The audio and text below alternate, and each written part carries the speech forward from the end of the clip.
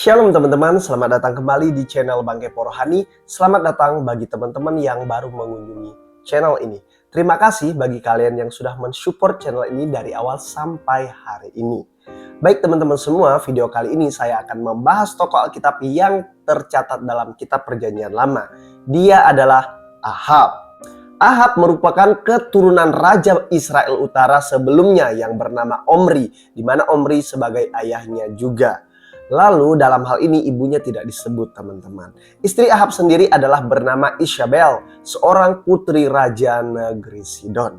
Dan anak-anak Ahab antaranya adalah Ahazia, Yoram, dan Atalia. Ahab memimpin sebagai raja ketujuh bangsa Israel Utara selama 22 tahun lamanya. Secara politis, Ahab berhasil membangun kota yang dia pimpin.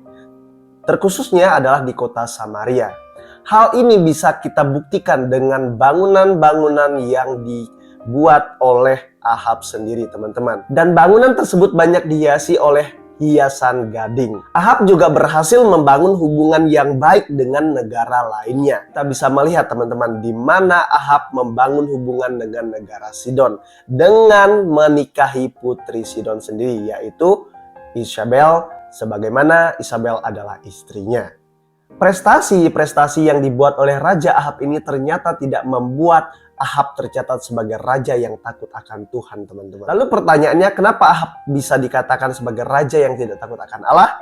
Alasannya adalah ketika Ahab melakukan kejahatan demi kejahatan untuk memuaskan dirinya. Dan kita akan membahas fakta-fakta kejahatan tentang Ahab setelah yang satu ini.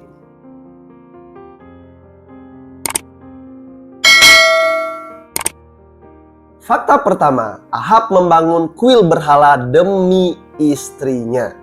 Kita sepakat dulu di sini, teman-teman, bahwa Allah tidak pernah setuju dengan yang namanya penyembahan berhala. Dalam hal ini, Ahab justru mendengarkan apa kata istrinya dalam membangun kuil berhala. Sebab kita tahu Isabel, istri Ahab sendiri, berasal dari mana?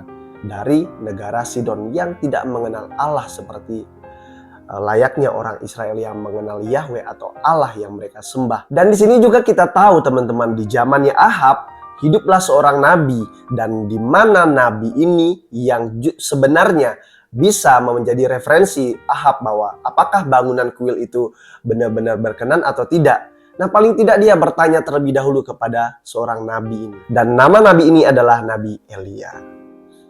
Bukannya bertanya kepada Elia sebagai nabi yang menjadi kepercayaan Allah, justru Ahab lebih memilih atau lebih mengerjakan apa yang dikatakan istrinya dengan membangun kuil-kuil di kota yang dia pimpin, tentunya di Samaria, teman-teman. Akibatnya adalah banyak nabi-nabi yang benar di hadapan Tuhan dibunuh oleh Isabel karena suruhan nabi-nabi palsu.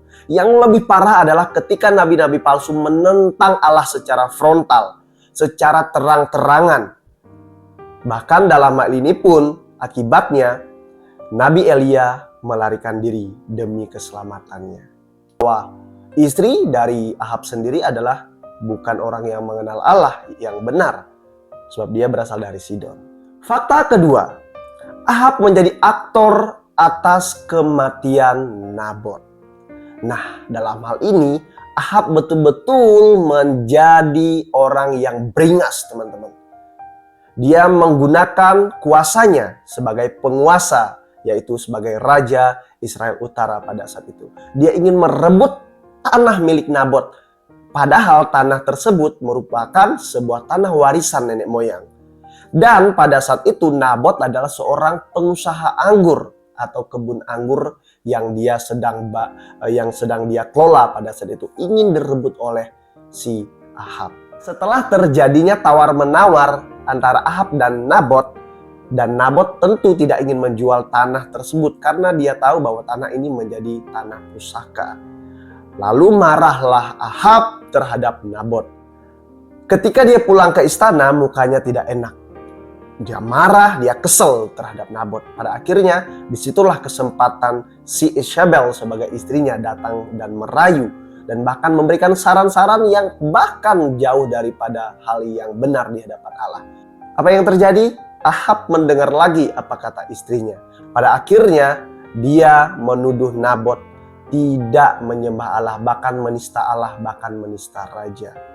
Dia diadili secara sepihak.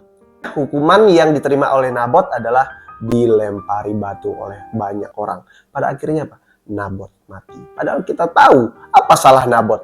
Nabot hanya ingin mempertahankan hak miliknya, harta warisan dari nenek moyangnya. Betapa beringasnya Ahab terhadap Nabot dan menyebabkan kematian yang sangat mengerikan. Padahal kita tahu Nabot tidak salah. Nah, itulah kejahatan yang dilakukan oleh Ahab terhadap Nabot, atau kejahatan yang dilakukan Ahab terhadap bangsa Israel, sehingga dia tidak bisa dikatakan sebagai raja yang takut akan Allah. Harusnya Ahab menerima hukuman yang setimpal atas perbuatan kejinya atau perbuatan beringasnya di hadapan Allah. Akan tetapi dalam hal ini saya akan menyampaikan berita yang sebaliknya, teman-teman. Bahwa Ahab selamat dari hukuman Allah. Loh, kok bisa? Padahal seharusnya dia menerima hukuman yang setimpal dengan perbuatannya. Membangun kuil-kuil yang harusnya tidak berkenan di hadapan Allah, serta mengorbankan nabi-nabi yang benar. Bahkan nyawa Nabot pun hilang oleh karena hawa nafsunya ingin menguasai seluruh tanah milik Nabot. Hukuman yang akan diterima oleh Ahab yang disampaikan oleh Nabi Elia bisa kita baca di dalam 1 Raja-Raja pasal yang ke-21 ayat yang ke-19, ayat yang ke-21 sampai ayat yang ke-24. Lalu timbullah pertanyaan di benak kita, mengapa Ahab bisa selamat dari hukuman Allah? Tentu jawaban singkatnya adalah karena pertobatan. Dan dia mendengar bahwa dia akan mendapatkan hukuman bahkan sampai keturunannya. Disitulah Ahab mulai menyadari betapa dia menyesali perbuatan yang sangat-sangat keji di hadapan Allah. Dia merugikan banyak orang.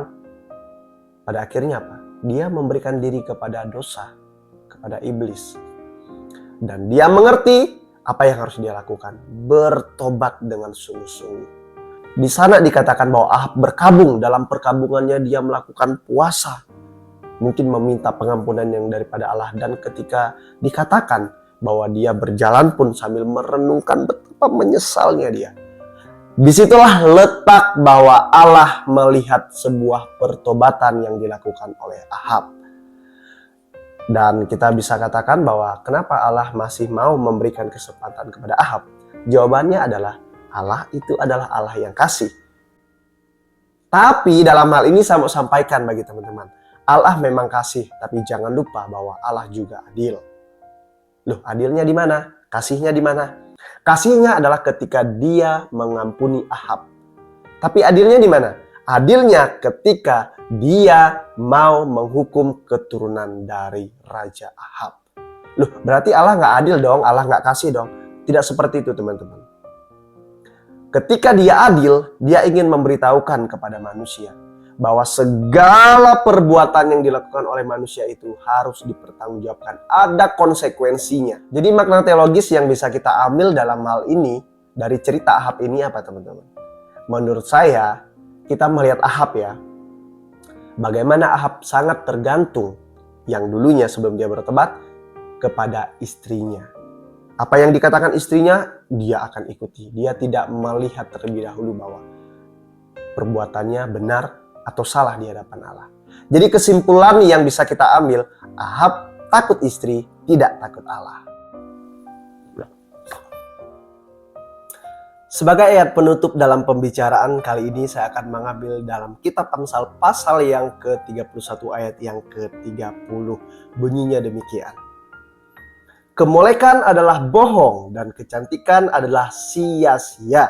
Tetapi istri yang takut akan Tuhan dipuji-puji. Demikianlah pembahasan tokoh Alkitab yang bernama Ahab. Jika kalian memiliki fakta-fakta yang lain tentang tokoh Alkitab yang bernama Ahab, silakan tulis di kolom komentar. Terima kasih kalian sudah menonton video ini, teman-teman. Tuhan Yesus memberkati. Salam kepo rohani.